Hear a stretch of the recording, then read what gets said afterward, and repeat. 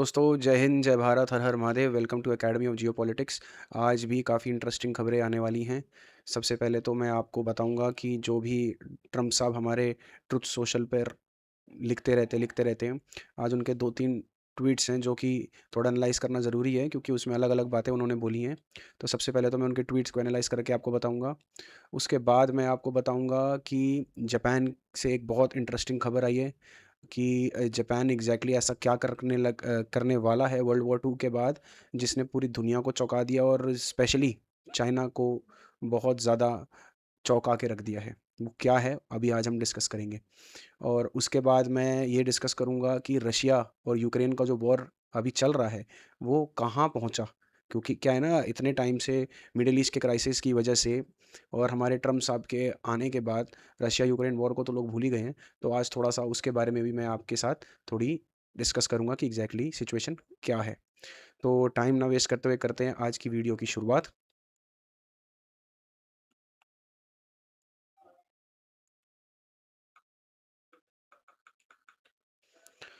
तो welcome to academy of geopolitics. सबसे पहले तो हम ट्रम्प साहब के ट्रुथ सोशल पर चलते हैं। उनके अलग अलग ट्रुथ सोशल आए हैं आज, उसको हम थोड़ा सा एनालाइज करेंगे। तो ट्रम्प साहब कहते हैं the deal that we are making with Iran will be far better than JCPOA, जो कि ओबामा ने किया था। Commonly referred to the Iran nuclear deal penned by Barack Hussein Obama and Sleepy Joe Biden, one of the worst deals ever made, having to do with the security of our country। ठीक है जी। It was a guaranteed road to a nuclear weapon which will not and cannot happen with the deal we are working on। कह रहा है कि अगर ये deal जो थी ना, अगर ये एक्टिवली अभी चलती रहती तो गारंटीड न्यूक्लियर वेपन ईरान के पास होता, ऐसा ट्रम्प साहब कह रहे हैं। और ऐसा क्यों होता वो आगे बता रहे हैं। They actually gave $1.7 billion in green cash loaded into Boeing 757 and flown to Iran for a Iranian leadership to spend any way they saw fit। He emptied out all of the cash from the banks in DC, Virginia and Maryland। Those bankers said they have never seen anything like that before। In addition, hundreds of billions of dollars was paid to Iran। If I did not terminate that deal, nuclear weapons would have been used on Israel and all over the Middle East। ये जो terminate the deal है ना, ये 2018 की बात कर रहा है। 2018 में इसने टर्मिनेट कर दी थी अपने फर्स्ट टर्म में। फिर कह रहा है कि including our cherish US military bases, the fake news, the lightweight Washington Post journalist David जो भी है loves to talk about JCPOA, knowing that it was dangerous and a complete embarrassment to our country। Okay. फिर कहता है if a deal happens under Trump it will be guaranteed peace, security and safety, not only for Israel and Middle East but for Europe, America and elsewhere. It will be something that the entire world will be proud of, instead of the years of embarrassment and humiliation that we have been forced to suffer due to incompetent and cowardly leadership President Donald J. Trump। तो ये आपने Donald साहब का tweet देखा। अब ये कह रहे हैं कि जो ओबामा ने डील करी थी वो गारंटीड न्यूक्लियर वेपन बनाने पे मजबूर कर देता, क्योंकि उन्होंने 1.7 green cash green cash Iran को दे दिया था, ऐसा ट्रम्प साहब कह रहे लेकिन मैं अगर कोई डील करूंगा तो मेरी जो डील होगी ना वो गारंटीड पीस लेकर आएगी, guaranteed peace, security and safety to both Middle East and USA. अब आपने ये बात को ध्यान दिया होगा कि डोनाल्ड ट्रंप को ऐसी बात कहने की ज़रूरत क्यों पड़ गई। मैं आपको बताता हूँ क्यों पड़ गई। आपको याद होगा कल की मैंने अपनी लाइव में आपको ये बताया था कि रॉयटर्स में एक बहुत सीरियस आर्टिकल आया है जिसको मैंने बहुत विस्तार से आपको एक्सप्लेन करके बताया कि इनके जो एलाइज हैं यूएसए के, दे आर रियली फ्राइटेंड कि ये लोग जल्दबाजी में कोई गलत कदम ज़रूर उठाएंगे। तभी इनका इतना लंबा चौड़ा ट्वीट आज आया है कि भाई हम कोई गलत कदम नहीं उठाएंगे। गलत कदम तो उन लोगों ने उठाया था JCPOA कर मेरे रिजीम के दौरान, मतलब ट्रम्प के टाइम के दौरान जो भी डील होगी it will be very effective, very peaceful and highly engaging, ऐसा ट्रम्प कह रहा है। ये कह उसी आर्टिकल के बाद का रहा है जो मैंने कल आपको एक्सप्लेन किया था। तो अब आपने ये ट्वीट तो इनका देख लिया। अब आगे क्या कहते हैं। अब इसके बाद देखिए हमारे गालिबाफ साहब हैं, वो कह रहे हैं Trump by imposing a siege and violating the ceasefire seeks to turn this negotiable table in his own imagination into a table of surrendered और to justify renewed war mongering. We do not accept negotiation under the shadow of threats, and in it past 2 weeks, we have prepared to reveal new cards on the battlefield. कह रहा है कि पिछले 2 हफ्तों में हमने new card reveal करने हैं बैटलफील्ड में. अब आप ये वॉर मॉन्गरिंग ये ट्रम्प को कह रहे हैं, गलीबाफ साहब से मैं पूछना चाहता हूँ कि आप उसको वॉर मॉन्गरिंग कह रहे हैं, आप क्या कर रहे हैं यहाँ पर? आप भी तो वही कर रहे हो.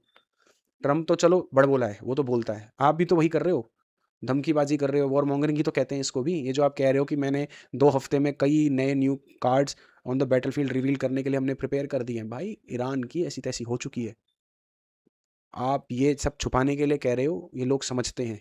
इसको भी वॉर मॉन्गरिंग ही कहते हैं. तो भाई दूसरों को बोलने से पहले अपने गिरबान में झांकिए. गलीबाफ साहब के लिए मैं कहना चाहता हूँ. ट्रम्प साहब के और भी आए हैं. उसके बाद ये कहते हैं कि I am winning a war by a lot, things are going very well, our military has been amazing, and if you read the fake news like the failing New York Times and absolutely horrendous and disgusting Wall Street Journal or now almost defect fortunately Washington Post, you would actually think we are losing the war. The enemy is confused because they get these same media reports and yet they realize their navy has been completely wiped out, their air force has gone into darker runways, they have anti-missile, anti-aeroplane equipment, their former leaders are mostly gone. This has been an additional to everything else, regime change, and perhaps most important of all, the blockage, which will not take off until there is a deal, absolutely destroying Iran. They are losing $500 million a day, an unsustainable number, even in the short run. The anti-America fake news media is rooting for Iran to win, but it's not going to happen because I am in charge. Wah. Just like these unpatriotic people use every ounce of their limited strength to fight me in the election, they continue to do so with Iran. The result will be the same. It is already is Donald J. Trump. अब ये देखिए क्या कह रहा है. The failing New York Times, disgusting Wall Street Journal and Washington Post. अब ये देखिए कितने क्रेडिबल न्यूज़पेपर हैं. इसके बारे में कोई गलत थोड़ी सी भी बात बोल देना, ये सीधा बोलता है कि भाई ये तो फेक है, ये तो अपनी बातें कर रहे हैं और ये सारी गलत बात कर रहे हैं, ये फेक न्यूयॉर्क टाइम्स है, फेलिंग वॉशिंगटन पोस्ट है और पता नहीं क्या क्या बोलेगा. मतलब इसके खिलाफ कोई बोल नहीं सकता. मोटी मोटी बात ये है कि आप डोनाल्ड ट्रंप के खिलाफ बोल नहीं सकते, नहीं तो उसके हिसाब से आप फेलिंग हो, आप फॉलिंग हो और आप सबसे बेकार न्यूज़पेपर एजेंसी हो या फिर मीडिया हाउस हो इनके हिसाब से. दूसरा आया है, the Iranian leadership has force hundreds of ships towards the United States mostly to Texas, Louisiana, Alaska to get their oil. Thank you very much President Donald Trump. अब ये कह रहा है कि ईरान ने फोर्स कर दिया है जिसकी वजह से ये सारे के सारे जितने भी वर्ल्ड के टैंकर्स हैं यूनाइटेड स्टेट्स में आ रहे हैं, टेक्सास, लुसियाना और अलास्का में आ रहे हैं. अब ये ऐसा डोनाल्ड ट्रम्प कह रहे हैं. तो मैं तो बार बार एक ही बात आप लोगों से कहता हूँ कि भाई इस आदमी से फ़ोन ले लो. अगर हम फ़ोन इस आदमी के हाथ से ले लेंगे ना तो दुनिया में बहुत शांति हो जाएगी. रियली एक बार आप करके देखिए, मेरी बात मानिए.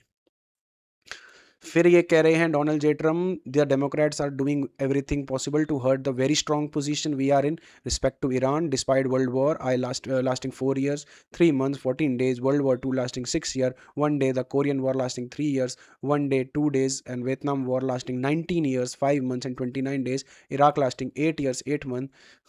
They like to say that I promised 6 weeks to defeat Iran, and actually from the military standpoint it was far faster than that. But I am not going to let them rush the United States into making a deal that is not as good as it can be. कह रहा है ना, ये देखो, मैं कह रहा है ना, अब कह रहा है कि मैं रश नहीं करूंगा कोई डील के लिए. अब कल रॉयटर्स ने क्या बोला था, that they are rushing towards a deal, but आज ये क्या बोल रहा है कि मैं कोई रश नहीं करूंगा. मतलब आप सोच के देखिए, उसी आर्टिकल के बाद ये सारी बातें कह रहा है. उसके बाद ये कह रहा है, I read the fake news saying that I am under pressure to make a deal. This is not true. I am under no pressure whatsoever, although it all happened relatively quickly. Time is not my advisory. The only thing that matters is we finally after 47 years straightened our mess that other president let happen because they don't have the courage or foresight to do so. What to be done respect to Iran, we are in it and it will be done right, and we won't let the weak pathetic Democrats, traitors all, who for years have been talking about dangers of Iran and that something has to be done. But now since I am one that doing it belied the accomplishment of our military and Trump administration. This is being perfectly executed on the scale of Venezuela, just bigger, more complex operation. कह रहा है कि जैसे Venezuela में किया था वैसे ये हो रहा है, बस ये थोड़ा सा बड़ा है और थोड़ा सा कॉम्प्लेक्स है. The result will be the same. In my first term, I built the greatest military our country has ever seen, including adding space force. In my second term, I am properly judicially using our military to solve problem left to us by other, understanding our competence, make America great again, President Donald J. Trump. देख लिया जी आपने. अब ये सारी Wars के बारे में बता रहा है कि ये फलानी वॉर 4 साल चली, ये फलानी वॉर 3 साल चली, ये 6 साल चली, ये 19 साल चली, ये 8 साल चली और मेरा तो देखो 6 हफ्ते में हो गया. अब कह रहे जल्दी हो गया तो किसी को हजम नहीं हो रहा इसलिए बातें कर रहे हैं. ऐसा ये ट्रम्प साहब ने ट्वीट किया है. अब हम इनके ट्वीट से आगे चल के अपनी खबर की तरफ चलते हैं. एग्जैक्टली अब वॉर में क्या हो रहा है, क्योंकि इनकी तो बातें सारी हवा में होती हैं. अब हम ग्राउंड पे देखेंगे एग्जैक्टली हो क्या रहा है. US Iran war, when does the US Iran ceasefire expire, कब होगा. US president Donald Trump announce a 2-week ceasefire with Iran on evening of 7 April in Washington DC, meaning it was due to expire on 21 April. Tuesday को होना था, लेकिन Trump साहब ने ब्लूमिंगबर्ग से बोला है that he consider the ceasefire Wednesday in evening Washington time and set is highly unlikely that he would extend if no deal is reach. तो ये कह रहा है कि भाई ट्यूसडे नहीं है, वाशिंगटन टाइम के हिसाब से वेडनेसडे को होगा, कोई बात नहीं, एक दिन और सही, सीज़फायर को एक दिन और बढ़ा दो. और फिर लास्ट में कह रहा है कि it is highly unlikely that he would extend if no deal. कह रहा है कि मैं बहुत मुश्किल है कि अगर कोई डील पाकिस्तान में ईरान के साथ नहीं हुई तो बहुत मुश्किल है कि मैं इस सीज़फायर को आगे बढ़ाऊंगा. फिर आगे कह रहा है the Reuters news agency setting Pakistani source involve in the talks also reported the ceasefire would expire 8 PM on Wednesday midnight GMT 3:30 AM Thursday on Iran. अब ये कह रहा है ना if no deal happen highly unlikely, तो ये बढ़ाएगा. अब मानो मेरी बात, ये बढ़ाएगा 100% इस सीज फायर को बढ़ाएगा. आज आप नोट कर लीजिए, आज की डेट है 21 तारीख हो गई है आज, चौथा महीना है, 2026 है. मैं कह रहा हूँ ये बढ़ाएगा, चाहे एक दिन के लिए वॉर हो सकता है शुरू हो जाए, 1-2 दिन के लिए, लेकिन ये फिर सीज फायर करेगा. अब मैं इतना कॉन्फिडेंटली क्यों कह रहा हूँ, ये मेरी अगली स्लाइड पे देखिए. अच्छा, उस स्लाइड से पहले, मेरे रीजन से पहले थोड़ा सा और देख लो कि इसने और क्या बोला है. नेक्स्ट स्लाइड फिर मैं बताऊंगा. इसने कहा है कि then lots of bomb starts going off, Donald Trump explain what will happen if US Iran ceasefire expires. President Donald Trump has warned of a significant escalation in Iran conflict, stating lots of bomb starts going off if a peace deal isn't reached before the current ceasefire expire. While a US delegation prepares for talks, Iran participation remains uncertain. अभी भी uncertain ही है ये. मतलब US की delegation मैं बता दूं JD Vance के साथ निकल चुकी है, जहाँ तक अभी तक हमारी इन्फॉर्मेशन के हिसाब से पाकिस्तान के लिए, लेकिन ईरान की नहीं निकली है कोई टीम, वहाँ से कोई खबर नहीं आई है. With Tehran resisting negotiation under pressure, Washington core demand is Iran's renunciation on nuclear weapons. Donald Trump has warned major escalation in Iran conflict, lots of bombs will go off, ये कह रहा है. और कह रहा है फ्रिजाइल सीज फायर अगर expire हो गया. और फिर यहाँ पर कह रहा है ट्रम्प सेड ईरान है suppose to be there for negotiation but added we will see whether और not there it is, if there is not there that's fine too. कह रहा है कि अगर डील ना भी हुई मेरे लिए ठीक है, बट कह रहा है कि हमारी फर्म रेड लाइन है no nuclear weapons, very simple, Iran can not have a nuclear weapon. अब ये एक ही बात को पकड़ कर बैठ चुका है. However, Tehran has pushed back against negotiation under pressure. Iran's top negotiator Mohammad Bagher Ghalibaf said, "We do not accept negotiation under the shadow of threats." जैसे ये threats दे रहा है तो कह रहा है हम threats में तो नहीं करेंगे. अब मैं आपको क्यों कह रहा था कि ये सीज फायर को बढ़ाएगा, इस वजह से कह रहा था. रॉयटर्स की खबर आई है, many Americans question Trump's temperament. Reuters IPOS polls. President Donald J. Trump approval rating held at the lowest of its term in recent days as many Americans question his temperament amid the Iran war and feud with Pope Louis. Pope Louis के साथ भी इसका चक्कर हुआ है, जो pope हैं, तो इस वजह से लोगों का इसके टेम्परामेंट में. अब आप ये देखिए अप्रूवल रेटिंग कितनी है और डिसअप्रूवल रेटिंग कितनी है. और मिड टर्म कब है, अभी क्या चल रहा है,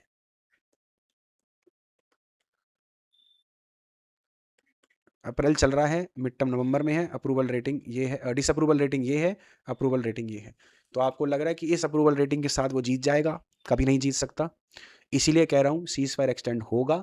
आप मानिए मेरी बात, ये आदमी सीज फायर एक्सटेंड 200% करेगा, चाहे कुछ भी करना पड़े, चाहे 1-2 दिन वॉर लड़ेगा फिर से, और फिर से किसी ना किसी बहाने से ये सीज फायर करेगा. जहाँ तक मेरा ख्याल है वीकेंड से पहले ही कर देगा ये. मार्केट भी मैनिपुलेशन करनी होती है भाई, तो ऐसा मेरा मानना है, आप नोट कर लीजिए, ये होगा ज़रूर.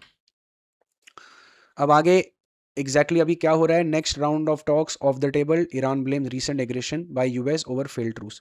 Mohammad Reza Moisi Sani, a member of Iran's Parliamentary National Security Commission, has further undermined prospect for talks with the United States. Speaking to Meher, he said negotiations were unacceptable in the current circumstances, accusing Washington of excessive demands and ulterior domestically driven aims given present conditions, recent hostilities and Iran post experience of dealings. अब वो कह रहा है कि हम इस situation में तो किसी भी डील में करने को राजी नहीं है और अभी तक ईरान की डेलीगेशन इस्लामाबाद के लिए नहीं निकली है। फिलहाल जो लेटेस्ट सिचुएशन है, मेरे पास 4:30 बजे तक का अपडेट है दोपहर के। अब ये कह रहा है जर्मनी ने भी अर्ज करा ईरान को कि भाई आपको यूएस के साथ सीज फायर में जाना चाहिए। Germany foreign minister Johann Wadephul has called on Iran to engage constructively with US in Islamabad. इसके बाद Qatar says Hormuz crisis requires global action, not unilateral response. A spokesperson from Qatar said that the resolving the crisis of Strait of Hormuz is a shared responsibility among all nations, not just single country. Reported by Al Jazeera, the spokesperson warned that if the strait remains closed, the situation could escalate beyond a regional issue into a full-scale international crisis. अब ये कह रहा है कि अगर ऐसे ही straight of हार्मोज बंद रहा तो ये फुल स्केल इंटरनेशनल क्राइसिस बन जाएगा, इसलिए सारी कंट्रीज को मिलकर इस पे एक्ट करना चाहिए, ये किसी एक कंट्री के बस की बात नहीं है। अब एक खबर आई है कोबीसी लेटर्स की तरफ से, जो कि ट्रंप के जो टैरिफ लगाए थे बिगिनिंग ऑफ द ईयर पिछले साल, just after taking the chair of president of United states of America, तो उसके ऊपर एक खबर आई है। अब ये कह रहा है the US government has begun refunding up to $166 billion in tariff charge under President Trump after the Supreme Court ruled a policy lawful. Beginning today, businesses can file claims through a new customs system.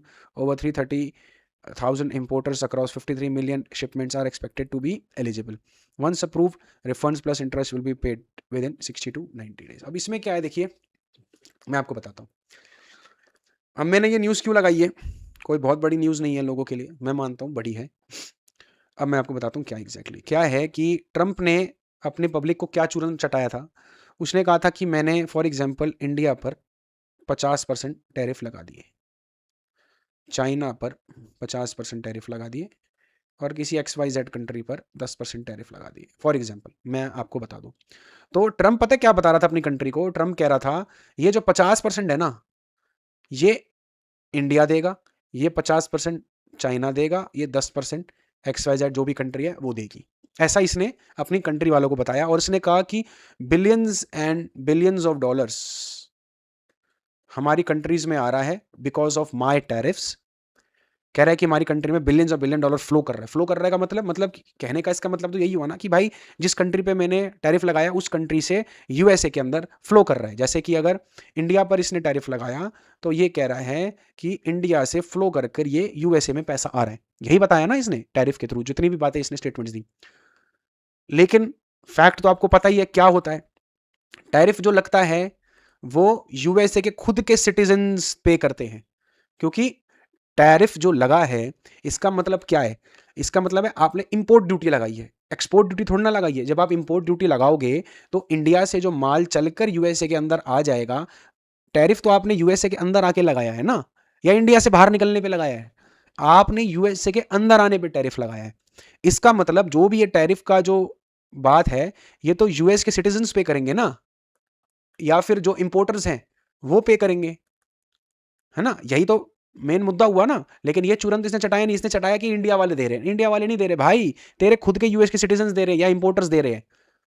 अब क्या हुआ है, supreme court ने जब फटकार लगाई तो अब इसने एक पोर्टल बनाया है, टैरिफ रिफंडिंग कर दी है टू न्यू कस्टम सिस्टम के थ्रू। इसने एक पोर्टल बनाया है जिसमें आप अप्लाई कर सकते हो और जितने भी इंपोर्टर्स हैं जिन्होंने ये 1.166 बिलियन डॉलर्स टैरिफ की वजह से ज्यादा दिए हैं उसके रिफंड के लिए अब ये पोर्टल ट्रंप साहब ने खोला है सुप्रीम कोर्ट की फटकार के बाद।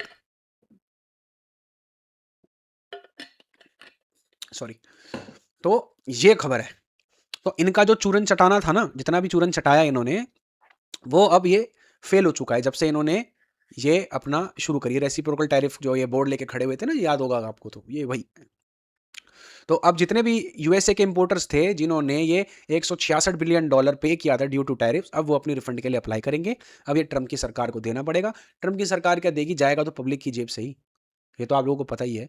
तो कहीं न कहीं दे यूएसए की पब्लिक रही है, लेकिन भाई ने चूरन चटा दिया था कि फलानी कंट्री दे रही है।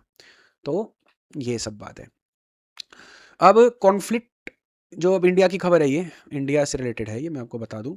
कॉन्फ्लिक्ट में impact trade, NITI Aayog said geopolitical tensions in West Asia pose risk to India trade and macro economic stability by widening the current account deficit exerting pressure on the exchange rate, Niti Aayog said on Monday. The Aayog, in its quarterly trade watch October to December financial report, further said that geopolitical instability in West Asia has slowed the India Gulf Cooperation Council free trade agreement, affecting trade diversification and market access. The war in the West Asia broke out on February 28 when USA and Israel launched strike. ठीक है जी। अब exactly ये कह क्या रहा है, ये मैं आपको इसमें एक्सप्लेन करता हूँ। नीति आयोग क्या है? India primary policy think tank flag three major economics. दिक्कत क्या है? करंट अकाउंट डेफिसिट हो जाएगा। अब क्या है कि जो वो बढ़ क्यों जाएगा? इंडिया जो इंपोर्ट्स करता है massive of oil from gulf, अब इसकी वजह से तेल के प्राइस अब ऑब्वियसली हाई हो गए हैं, जिसकी वजह से ट्रेड डेफिसिट अब बढ़ जाएगा। क्यों होगा क्या? अब आप देखिए, जीसीसी कंट्री से तेल आता है इंडिया में, अब तेल के प्राइस बढ़ेंगे तो यहाँ से डॉलर जाएगा, यहाँ से ऑयल आएगा, यहाँ से डॉलर जाएगा। अब जब प्राइस बढ़ेंगे तो हमको ज़्यादा डॉलर देना पड़ेगा, तो ऑब्वियसली ट्रेड डेफिसिट बढ़ जाएगा। यही नीति आयोग कह रहा है। इसके बाद कह रहा है pressure on rupee, more dollars flowing out and less foreign investment coming in, rupee weakens further and India GCC FTA gets disrupted. India has been negotiating a free trade agreement with Gulf Cooperation Council countries. Geopolitical instability in the region slowed down these negotiations, hurting India's long-term trade diversification. अब ये कह रहा है कि भाई GCC countries के साथ हम ट्रेड जो है वो कैसे करेंगे, बात भी कैसे करेंगे जब इतनी टेंशन्स ऑलरेडी मिडिल ईस्ट में चल रही है। तो इन तीनों फैक्टर की वजह से हमारा जो इंडिया का जो ट्रेड है काफ़ी इफेक्ट होने वाला है। सिर्फ तेल बढ़ना और प्राइसेस का असर तो है ही है, जो होगा होगा, लेकिन ट्रेड का भी काफ़ी असर इंडिया पे ड्यू टू दिस वॉर पड़ने वाला है। यही नीति आयोग कह रहा है। स्पेसिफिकली इंडिया के लिए कहता है ऑयल इंपोर्ट्स 85% वहाँ से आता है। गल्फ रेमिटेंसेस बहुत आती है, millions of Indians are working in Gulf country, money transfer billions of dollars flow करते हैं रेमिटेंसेस के नाम पर, वो भी काफ़ी कम हो जाएगा क्योंकि वहाँ जॉब नहीं हो रही। Trade route, state of Hormuz disruption, shipping chaos मचा हुआ है, FTA delay, loss market access. ये बेसिकली मैंने पॉइंट्स आपके लिए इस खबर से निकाल के बनाए हैं ताकि आपको मैं अच्छे से इस बात को समझा पाऊँ। अब मैं जापान के बारे में आपको कह रहा था कि जापान के बारे में ऐसी क्या खबर आई है, वर्ल्ड वॉर 2 के बाद जापान ऐसा क्या करने जा रहा है जिसने चाइना की नींद उड़ा दी है। Japan opens door to global arms market with overhaul of defense export rules. Japan government ends most restrictions on defense export, जो वर्ल्ड वॉर 2 के बाद लगा था बाय यूएसए ने लगाया था। Export change comes as war strains US military production, warships for Philippines में be among first export sources से, China says it's deeply concern about the change. अब ये जापान जो है ना, क्या हुआ था आपको पता है, वर्ल्ड वॉर 2 में जापान बहुत स्ट्रांगली लड़ रहा था और चाइना का भी काफ़ी एरिया उसने कवर कर लिया था। आपको याद होगा वर्ल्ड वॉर 2 की अगर स्टोरी आपने पढ़ी हो। तो जब वर्ल्ड वॉर 2 में जापान हार गया था, यूएसए ने हरा दिया था, तो जापान को मिलिट्री प्रोडक्शन करने से रोक लगा दी गई थी और यूएसए ने ये कहा था कि अब आपकी प्रोटेक्शन मैं करूंगा, आप खुद से कुछ नहीं बनाएंगे। ठीक है जी, आप खुद से कोई प्रोडक्शन नहीं करेंगे, जितनी प्रोटेक्शन आपको चाहिए वो यूएसए देगा। वर्ल्ड वॉर 2 के बाद आर्म्स एंड एम्यूनेशंस की प्रोडक्शन और ये इन सब की प्रोडक्शन जापान ने नहीं करी। उसके बाद आज वो शुरू कर रहा है। अब उसके रीजंस क्या क्या दे रहा है, क्यों शुरू कर रहा है और क्या शुरू कर रहा है, वो मैं आगे आपको बताता हूँ। तो रॉयटर्स की खबर के हिसाब से Japan on Tuesday unveiled its biggest overhaul of defence export rules of in decades, scrapping restriction on overseas arm sales, opening the way of exports of warships, missiles and other weapons. पहले क्या था, arm sales पे export पे बंद कर रखा था, अब उसने वॉरशिप्स की एक्सपोर्ट भी खोल दी, मिसाइल्स की एक्सपोर्ट भी खोल दी और अदर वेपन्स की एक्सपोर्ट भी खोल दिया जापान ने। The move as strengthening Japan's defense industrial base marks another step away from the pacifist restraint and have shaped its post-war security policy. It has made a tandem with efforts to deepen ties with other nations, Asia to counter China's growing regional influence. Asia में China की growing regional influence का हवाला देते हुए Japan ने कहा है कि मैं अब उनके साथ और टाइज बढ़ाऊंगा। फिर ये कहता है कि war in Ukraine and Middle East are also straining US weapons production, expanding opportunities for Japan. At the same time, US allies in Europe, Asia are looking to diversify suppliers as Washington long-held security commitments look less certain under Donald J. Trump. अब क्या है ना कि सिर्फ Trump की बात नहीं है इसमें, ये गलत बोल रहा है कि ट्रंप की वजह से सप्लाई कम हो रही है। यूएसए की ना टेंडेंसी शुरू से ही ऐसी रही है, वो आपके साथ डील कर लेगा, पहले आप पे प्रेशर जमाएगा कि हमसे आर्म्स की डील करो, हमसे मिलिट्री इक्विपमेंट्स की डील करो, हमसे हथियार खरीदो, लेकिन फिर एक बार डील हो जाएगी, एडवांस पकड़ लेगा, फिर आज आ जाएगा, कल आ जाएगा, परसों आ जाएगा। अपाचे हेलीकॉप्टर का जो इंजन है उसकी क्या दिक्कत आ रही है? यही तो दिक्कत आ रही है। हमारे पास जेट इंजन्स नहीं आ पा रहे हैं, क्यों नहीं आ पा रहे हैं? इस महीने एक आ जाएगा, अच्छा चलो अब नहीं, 2 महीने बाद आ जाएगा, ऐसे करते करते सालों निकल गए हैं और अभी तक इंजन हमारे पास आया नहीं है। क्यों नहीं आया है? क्यों? क्योंकि यूएसए दूसरी कंट्री को स्ट्रॉन्ग करना चाहता ही नहीं है, उसकी टेंडेंसी शुरू से ही ऐसी रही है, जो अब लोगों को दिमाग में आने लग गया है। आगे ही कह रहा है, the revision removes 5 export categories that had limited post-military export to rescue, transport, warning, surveillance, and mine-sweeping equipments. Ministerial official will instead assess the merits of each proposed. Japan will keep in place 3 export principles that commit and strict screening, controls on transfer to third countries, and ban on sales of the countries. ये सब ये हटा देगा. But in a presentation in outlining the changes, the government said exceptions could be made when deemed necessary for national security. Countries ranging from Poland to Philippines are exploring procurement opportunities as they modernize their forces. Japanese officials and foreign diplomats told Reuters one of the first deals could be export of the warship in Manila. Japan also building its own military. Tokyo hopes defense export will shore up industrial base by boosting production volume, lowering per cost unit, adding manufacturing capacity that could draw the military crisis. Japan is pressing ahead with unprecedented effort to bolster in military, buying missiles, steel jets, and drones are needed to deter any threat by China, including around its island near Taiwan. Beijing said its intention in East India elsewhere is peaceful. अब Beijing कह रहा है कि भाई तुम बढ़ा तो रहे हो, लेकिन हम लोगों की जो टेंडेंसी है ना वो पीसफुल रहने की है। वैसे सही भी बात है, चाइना सिर्फ दिखाता है, लड़ाई करता नहीं है। इतने सालों में चाइना ने सिर्फ एक ही वॉर करी है इंडिया के साथ 1962 में, वरना कोई वॉर नहीं करी है। चाइना खुद भी वॉर करने से डरते हैं। बेसिकली वो बिजनेस माइंडेड है, बिजनेस पे ज़्यादा ध्यान देते हैं। Japan has steadily increase defence spending in recent 2 years 2% of the GDP. अब रशिया की थोड़ी हम बात कर लेते हैं कि रशिया यूक्रेन का वॉर क्या चल रहा है। रॉयटर्स की खबर के हिसाब से Russia has taken 1700 kilometres of Ukraine this year 2026 अप्रैल चल रहा है अभी, और 1700 किलोमीटर एक्स्ट्रा और ले चुका है। Russia says it is advancing on fortress belt. Ukraine has also reported gains in grinding fighting. Russia pushing Donbass, Sumy and Kharkiv. 1700 kilometre का ऐसा कह रहा है कि चीज़ हो चुकी है 2022 के बाद। अब रशिया क्या क्या कंट्रोल कर रहा है? 90% of Donbas, 75% of Zaporizhzhia and Kherson region, and sliver of Kharkiv, Sumi, Mykolaiv and Donetsk region in Ukraine. Russia also controls Crimea which is 2014 में इसने क्रीमिया भी ले लिया था 2014 में। Black Sea peninsula is international recognise part of Ukraine by most countries. अब Russia ने 19.35%, मोटा मोटा 19.5% रशिया यूक्रेन का अब तक वो कब्जा चुका है।